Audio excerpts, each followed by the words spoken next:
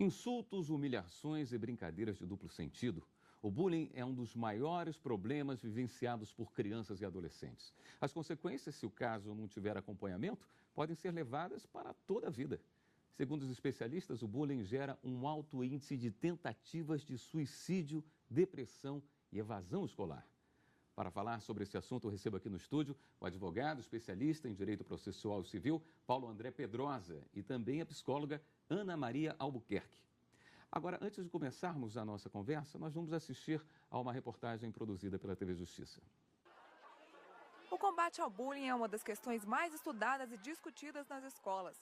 Planejamento didático, assistência psicológica e debate são as maiores armas dos educadores contra esta prática. Muitas vezes, esta questão não pode ser resolvida e as consequências para os alunos são ainda maiores. Em Santa Catarina, um aluno foi acusado de roubar R$ 10 da carteira de um colega e só não foi expulso da escola porque outros estudantes revelaram a farsa. O réu aproveitou que o armário do colega estava aberto e anotou o número de série de uma nota que estava dentro da carteira dele. Ele então avisou ao assistente dos alunos que havia sido furtado dentro do alojamento e que anotou o número da nota porque já havia sido vítima de furto. O ofensor, condenado a indenizar o colega, entrou com recurso no tribunal. O relator da matéria disse que o comportamento do infrator foi consciente e desleal e, por isso, passível de indenização. O bullying se caracteriza por atos de hostilidade continuados por pessoas que convivem no mesmo local. É muito discutido no meio infanto-juvenil pela falta de informação e ingenuidade contidas nas palavras das crianças. Por conta disso, caso uma criança seja acusada como autora de bullying, o pai ou responsável deverá se responsabilizar, principalmente se a acusação for levada à justiça. Este advogado explica que, além dos pais, o colégio pode ser responsabilizado caso seja comprovado que a instituição de ensino não adotou ações para evitar o problema. O Código Civil estabelece que aquele que por ação, omissão, negligência ou imprudência violar direito, mesmo que moral, deverá indenizar. Então, como a própria lei textualmente diz que o pai é responsável pelos atos dos filhos, isso já é pacificado. Mas também nós temos no Código Civil a obrigação do colégio tentar mitigar ou diminuir qualquer situação relacionada a bullying. Bom, doutor Paulo André, me permitindo, eu gostaria de começar com a doutora Ana Maria. É muito comum se ouvir pessoas comentando que o bullying existe desde que o mundo é mundo. Sim. E que as pessoas passavam por isso, fazia parte de uma iniciação, de uma aprendizagem, que ninguém se tornou que era uma brincadeira de criança, pior, né? ou mais traumatizado por conta disso. Até que ponto existe verdade nesse entendimento? Antigamente isso era visto como uma brincadeira de criança, algo que fazia parte da infância, da juventude, mas a partir de 1960 o Owens, que é um norueguês, ele começou a estudar sobre o assunto. E assim, o problema é o seguinte, quando a questão do bullying é um padrão de comportamento agressivo repetitivo. O que difere uma brincadeira saudável de uma brincadeira patológica, do bullying, né? Quando deixa de ser brincadeira e se transforma em violência? É que quando numa brincadeira saudável, você coloca o apelido e a pessoa fala, não gostei e tal, ali para. Né? Ele sabe que o outro, ele se coloca no lugar do outro. Não, ele não está gostando, aí para. E no caso do bullying, não. Ele continua ocorrendo e às vezes é necessário, assim, todo um trabalho de prevenção e de aceitação da diversidade. Houve uma modificação no bullying nos últimos 40, 50 anos? Houve um crescimento? Hoje, tipo assim, o assunto mesmo? é muito mais comentado do que antigamente, né? Assim, no Brasil, os primeiros estudos começou com a Cleo Fante em 2000. Então, assim, só que agora é muito mais debatido e as pessoas têm muito mais consciência. Mas, por outro lado, a gente tem que tomar cuidado porque muitas pessoas estão colocando como sendo bullying uma agressão pontual e não um padrão de comportamento repetitivo. Então, assim, as pessoas às vezes acham que tudo é bullying. Então, isso a gente tem que tomar cuidado porque nem tudo é bullying. O judiciário é um bom local para se resolver esses tipos de conflitos? Veja, William, o judiciário, ele não é o local mais indicado para resolver esse tipo de conflito, pelo menos num primeiro momento. A questão do bullying, ela é uma questão educacional e ela precisa ser resolvida no âmbito da escola, através de profissionais que estejam aptos a lidar com essa situação. O que ocorre é que muitas vezes isso não acontece. O problema não é resolvido nesse âmbito educacional, nesse âmbito da escola, E aí sim o judiciário precisa atuar, e aí sim você tem que levar essa questão para uma instância maior, e aí sim o Estado tem que atuar a sua força. E ele está preparado para isso? Com certeza não. Né? Como a doutora estava dizendo, a questão do bullying, apesar de já existir, desde que existem as escolas, ela vem sendo estudada há muito pouco tempo. Se você considerar que os primeiros estudos foram em 1960, no Brasil isso começa a vir a partir de 2000, você vê que é um tempo muito curto. Né? Então, evidentemente que o judiciário ainda não está preparado para agir e para lidar com essa situação, e por isso que precisa sempre se utilizar de outros profissionais para que esses profissionais, dentro de um processo judicial, possam também atuar e auxiliar o juiz a resolver o problema. Nós falamos de educação, de responsabilidade, de onde se resolver o problema, sempre citando a escola. Até que ponto a escola é responsável e em que momento a família é que deveria limitar? Na verdade, eu não gosto de colocar escola e pais assim como sendo duas fontes. Ambos têm que trabalhar em parceria. E assim, a gente trabalha uma parceria de redes sociais para a prevenção do bullying, né? Então, assim, o pai do agressor, os pais da vítima, eles são responsáveis no sentido assim de auxiliar a escola a colocar limite e terminar a situação. Né? Mas às vezes tem situações em que os pais também não conseguem colocar controle na criança ou no adolescente, e às vezes é necessário outras vias, como o judiciário, quando não se conseguiu a mediação de conflitos de uma outra maneira mais amigável. Normalmente os problemas começam na escola, eles aparecem na escola. Sim, normalmente aparece na escola. Hoje, com rede social, assim, pode até nascer na escola e se propagar para a internet, que certo. você diz. Isso acontece. E eu até gosto, assim, porque às vezes os especialistas de bullying, eles perdem muito tempo na diferenciação do bullying com o cyberbullying. Mas eu gosto de utilizar os dois termos apenas como bullying. Por quê? Porque hoje em dia as crianças e os adolescentes estão tão conectados à internet que um fenômeno afeta o outro. O que acontece no presencial afeta no virtual, e às vezes o que acontece no virtual afeta no presencial. Por exemplo, deixa eu citar um exemplo. A criança, às vezes, ela é mais fraca, a vítima é mais fraca que o agressor. Assim mais fraca fisicamente. Mas às vezes tem mais... às vezes ela reage na internet coisas que ela não tem coragem de falar presencialmente, face a face. Então, ela reage na internet e, às vezes, isso ainda piora ainda mais a situação. E, no caso, assim, fica tudo registrado também, né? Então, não necessariamente o bullying virtual, o cyberbullying é mais grave que o bullying, pode ser em alguns casos, mas o que a gente diria é que ele é mais visível. Quando cai para a área jurídica, tem que haver uma distinção? O cyberbullying é visto diferente do presencial? Não especificamente. O problema é que você está tratando de dois conceitos muito novos. O bullying e a internet. E essas mensagens de celular, redes sociais. Então, são conceitos, ambos novos, que hoje estão se interligando. Então, a legislação não sabe trabalhar esses dois conceitos ainda. Então, você não tem uma legislação específica para tratar do cyberbullying, por exemplo. Então, você vai para as vias normais. Você vai tratar o bullying e você vai tratar, eventualmente, algum crime digital, alguma coisa nesse sentido. Existe um perfil dos agressores e das pessoas que normalmente são vítimas? Existem alguns estudos assim, que falam, por exemplo...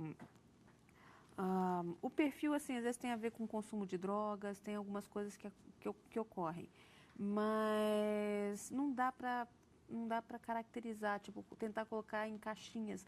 O agressor tem esse, a vítima tem esse. A vítima, normalmente, assim, o que caracteriza é que ela possui alguma diferença.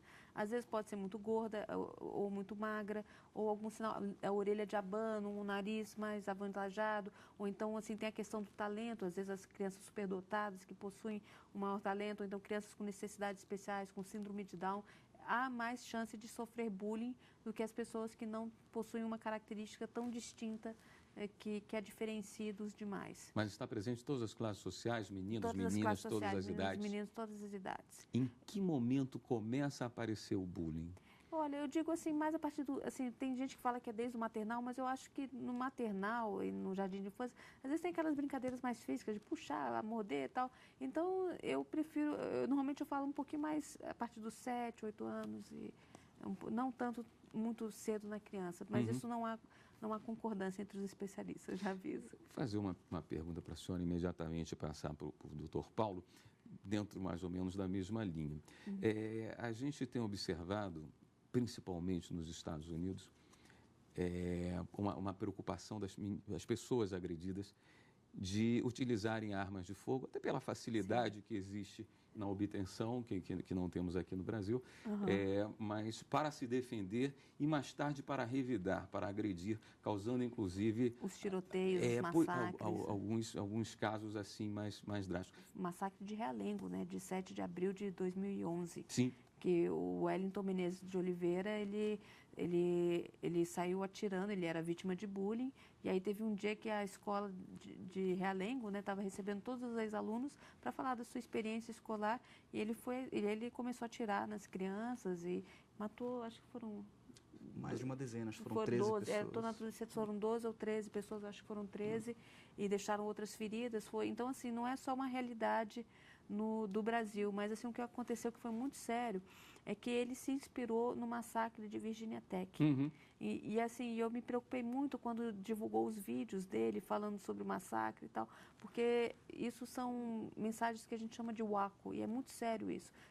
Waco em inglês quer dizer louco, né? E assim, esse tipo de mensagem é muito complicado de você vazar na internet, porque isso incentiva outras pessoas que estão tão doentes quanto ele estava a cometer esse tipo de atitude mais drástica de sair matando colegas e crianças e adolescentes. Aponta um caminho, né? Aponta um caminho, e que pode ser mais grave porque incentiva outras pessoas a cometerem o mesmo ato ilícito. Eu vou fazer o seguinte, antes de passar para o Dr. Paulo André, nós vamos para um rápido intervalo, daqui a pouquinho nós voltamos com o programa Fórum falando sobre bullying, e eu vou voltar tratando de um ponto que causa alguma polêmica sobre esse assunto, que é a criminalização. Voltamos em instantes.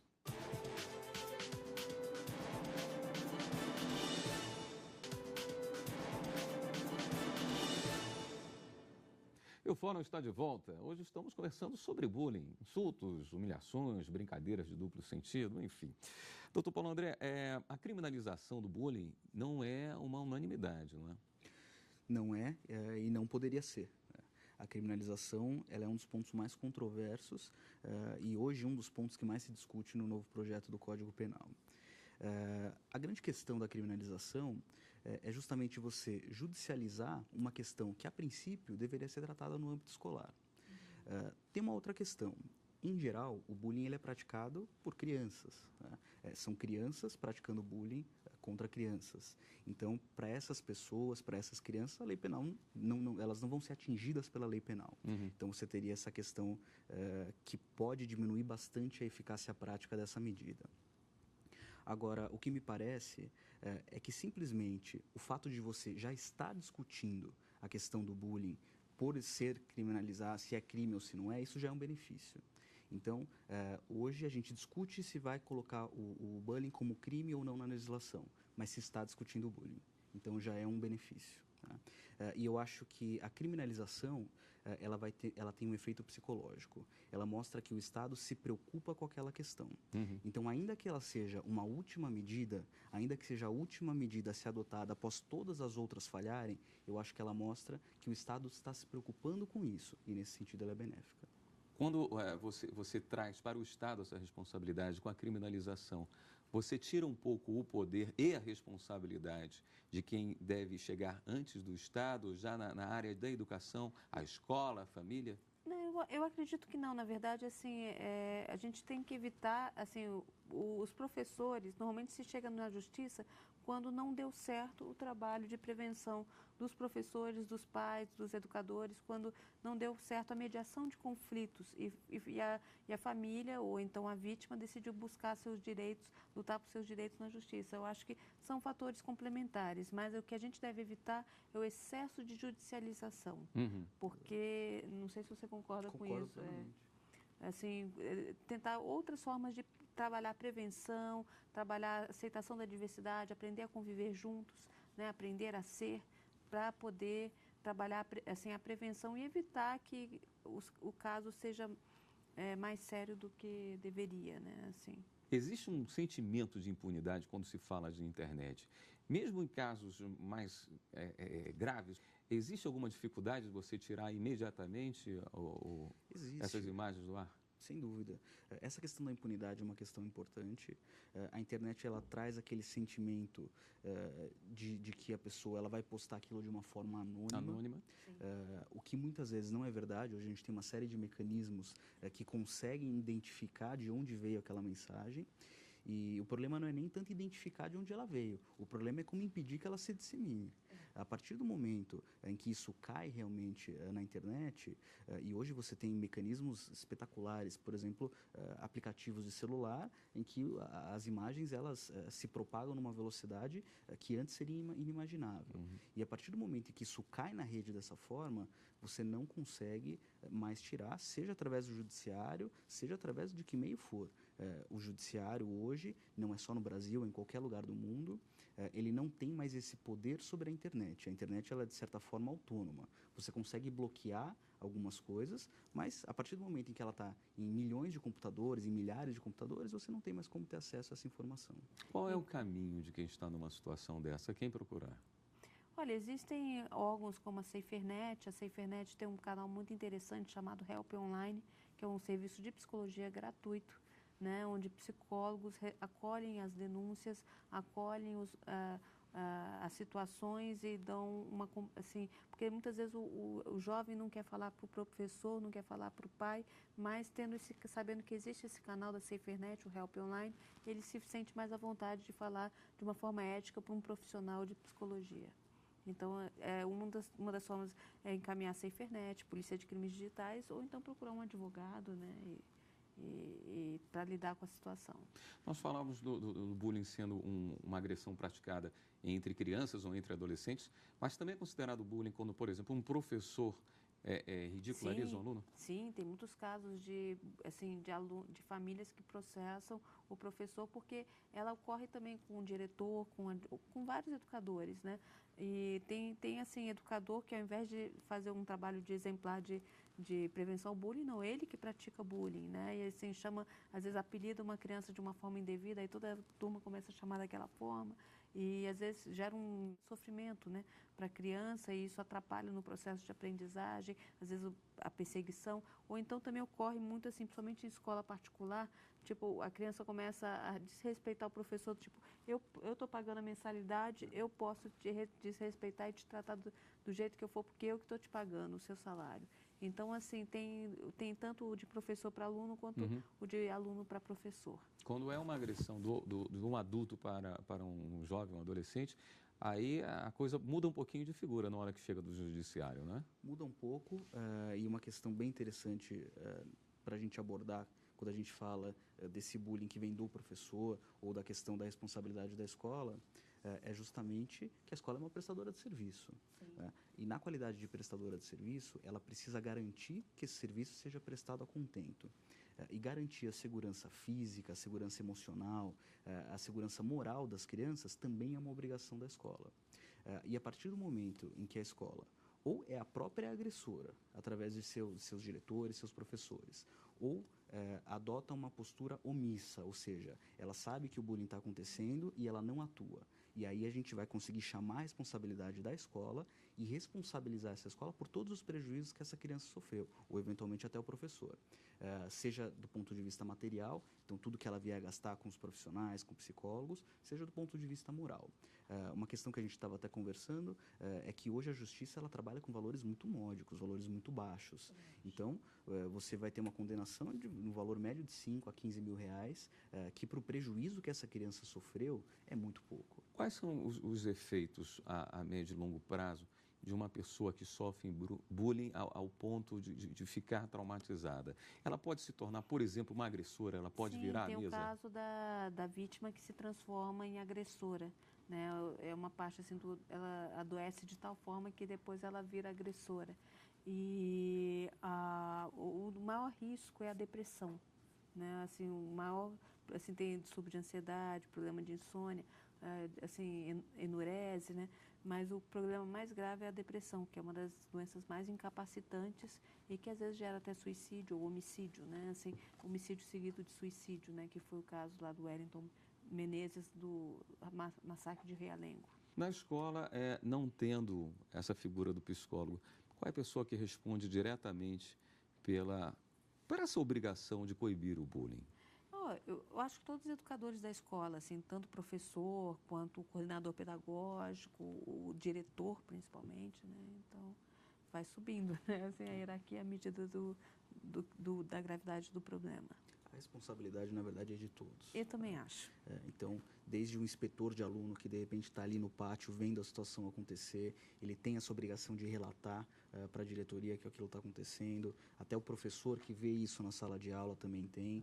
Então, eu acho que a responsabilidade ela tem que ser dividida entre todos os agentes que estão envolvidos ali no ambiente escolar. E não mais um que o outro, Exatamente. também concordo. Quando um pai reclama do filho que sofreu bullying na escola, como é que o juiz encara isso? Com essa visão que o senhor teve, dessa preocupação de que todos são responsáveis, ou ele vai ao dono da escola ou ao diretor? Quem responde? Não, quem vai responder, no caso, é a escola, a pessoa jurídica. Né? A partir do momento em que eu coloco meu filho numa escola, eu estou contratando aquele estabelecimento de ensino, então é ele que vai responder. O que você pode utilizar, eventualmente, são essas pessoas como testemunhas e como pessoas que podem ir até em juízo falar o que aconteceu. Mas quem vai responder, de fato, é a escola. Elas não são responsabilizadas? Pessoalmente, não. Nem pela omissão? Dentro dessa questão civil, não. Eu posso até colocá-las, eventualmente, junto com a escola. Mas o meu prestador de serviço é a pessoa jurídica, é a escola. É ela que vai responder. No caso do bullying praticado por menores, os pais...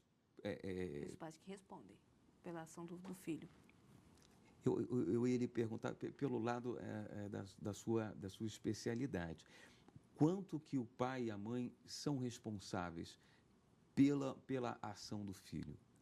Olha, eu acho assim, você deve fazer uma educação por valores. Em todo agressor, você quando conversa com os pais, você acha... Eu acho que tem também a coisa da autonomia, né? Às vezes a criança tem as suas decisões próprias, mas claro que se você está que nem teve um caso que foi assim, uma mãe que incentivava a filha a bater na outra criancinha da escola.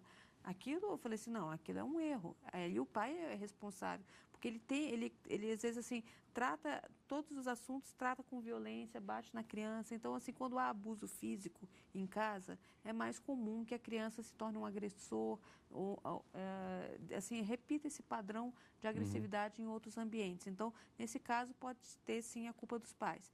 Mas tem situações em que os pais tentam ao máximo auxiliar o jovem e não consegue, né? Não se sente assim capaz de realmente exercer o seu poder de autoridade enquanto autoridade paterna ou materna. Doutora Ana Maria, só para encerrar, qual é o endereço mesmo do SaferNet? www.safernet.org.br. Certo. Eu gostaria de agradecer muito a presença dos senhores aqui e o programa Fórum de hoje vai se encerrando. Nós conversamos com o advogado especialista em Direito Processual Civil, Paulo André Pedrosa, e também com a psicóloga Ana Maria Albuquerque. E você pode rever esse programa na página da TV Justiça. O endereço é www.tvjustiça.jus.br. E pode enviar também suas sugestões para o programa. E-mail forum@stf.jus.br. Até a próxima semana com mais uma edição do Fórum. Eu espero você.